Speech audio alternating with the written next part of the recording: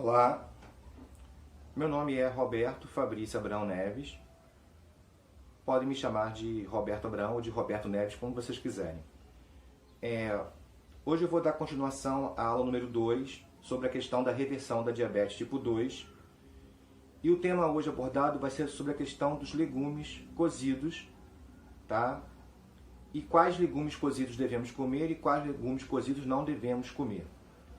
Na aula anterior, para recapitular, falamos sobre a questão dos carboidratos e falamos com relação a qual carboidrato não comer, que era o arroz, e falamos sobre a importância das saladas cruas a serem utilizadas na alimentação. Saladas que eu falava, salada de repolho, de alface, salada de agrião, espinafre, de preferências que não precisavam de cozimento, como alface, agrião,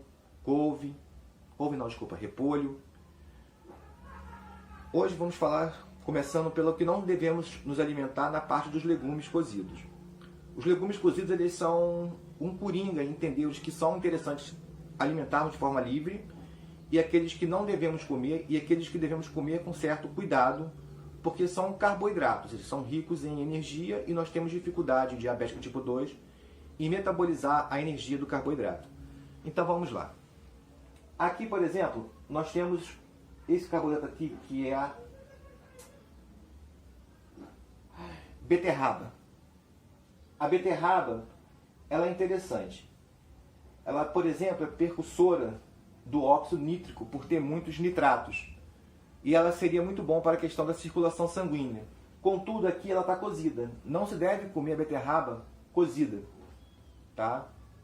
Ela cozida é um verdadeiro veneno para a saúde do diabético, porque ela tem um índice glicêmico muito alto e vai atrapalhar seu metabolismo. Então a beterraba não deve ser comida cozida.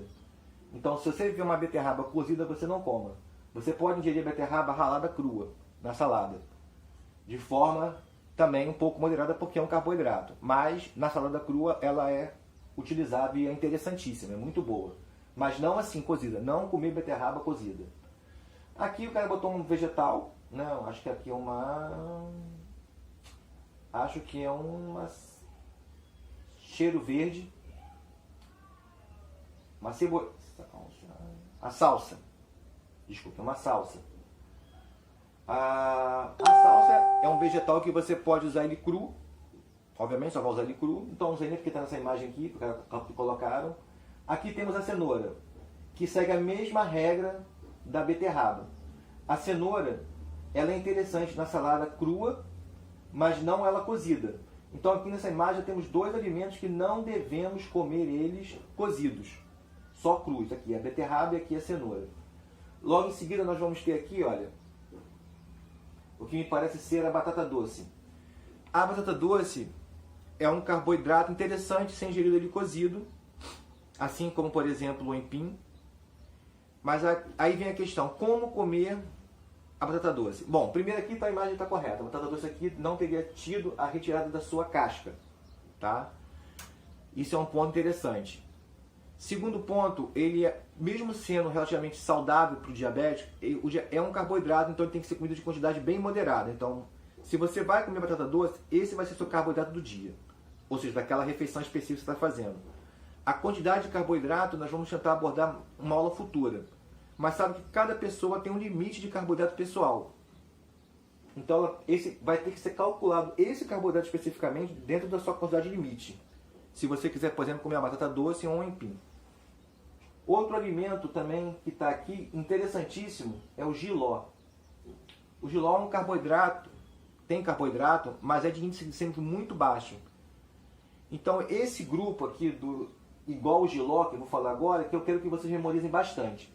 Quais são os legumes que eu devo comer de forma liberada, tranquilo, eu posso colocar no meu prato, colocar bastante deles, comer, me sentir satisfeito e eu vou ter pouquíssimo risco de errar com a minha glicose. Aqui está o quiabo. O quiabo não, o jiló. Um outro, que eu acabei dando spoiler, é o quiabo.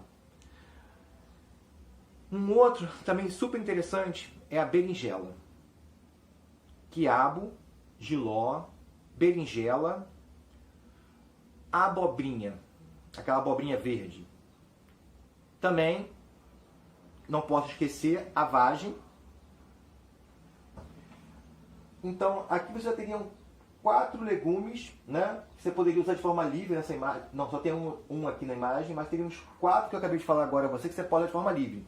Então você memoriza quando você fizer um refogado de legumes, você sempre pensa em colocar quiabo, anota, jiló, abobrinha verde e vagem.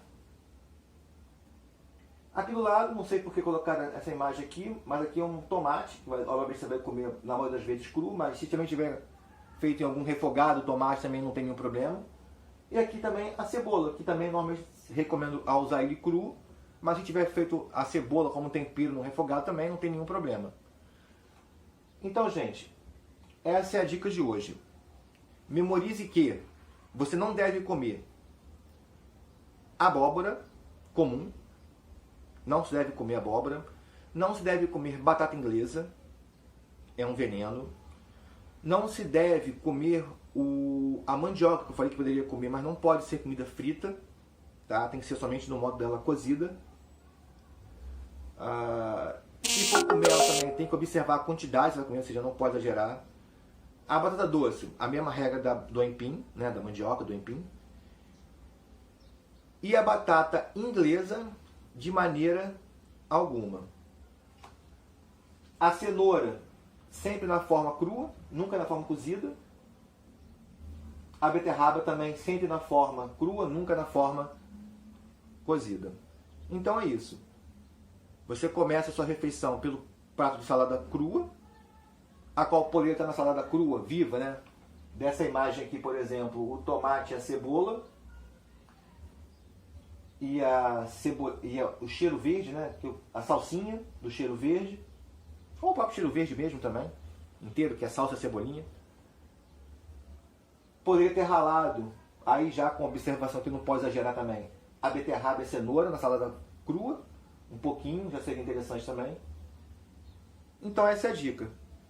Comece por um prato de salada, como eu falei, salada da linha de alimentos vivos. Depois você pode pegar na sua refeição, no seu segundo prato, após o prato da salada de alimentos vivos, que eu já falei quais são na primeira aula, e aqui estou repetindo novamente, que são os vegetais, as folhas, sem cozimento, e depois os alimentos que levam cozimento. O segundo prato você vai fazer mais ou menos a metade desse segundo prato desses alimentos que levam cozimentos que têm glicemia extremamente baixos, tá? Que, por exemplo, aqui não tem imagem, e eu vou acabar me esquecendo que também é importante colocar esse mesmo grupo, são a couve-flor e aquele que é americano, qual é o nome dele? Ai, Jesus. Que parece com a couve-flor. Brócolis.